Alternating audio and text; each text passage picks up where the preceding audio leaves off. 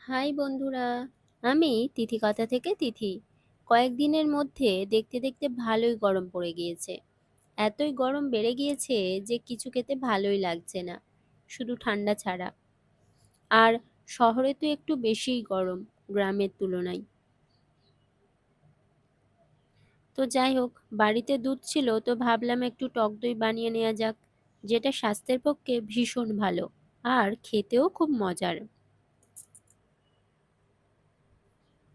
আমি এখানে full cream milk 500-র মতো নিয়ে নিয়েছি।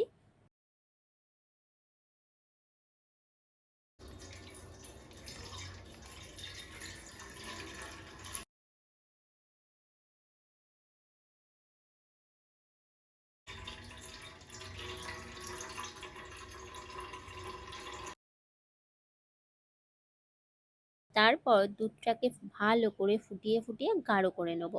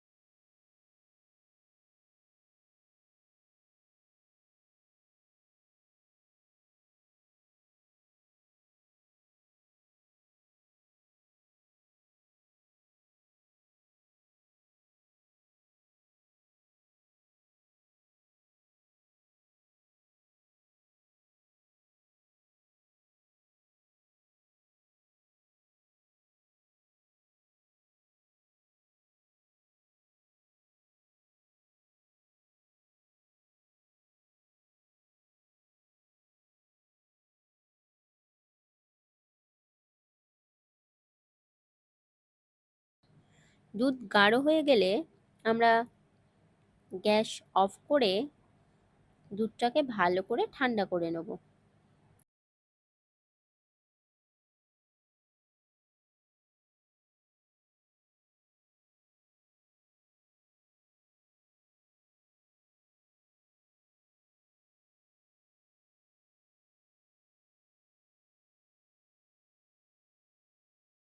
ঠান্ডা হয়ে গেলে আমরা যেই পাত্রে টক দইটা বসাবো সেই পাত্রে সামান্য একটু টক দই নিয়ে ভালো করে ফেটিয়ে নেব।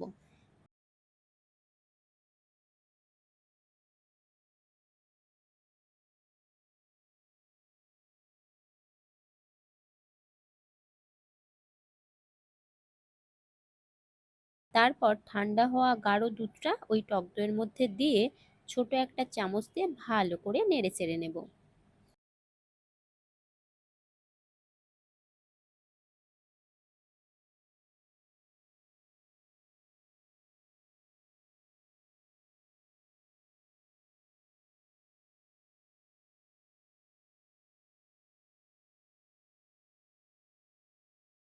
পরে টিফিন বক্সের ঢাকা দিয়ে সারা রাত এইভাবে রেস্টে রেখে দেব।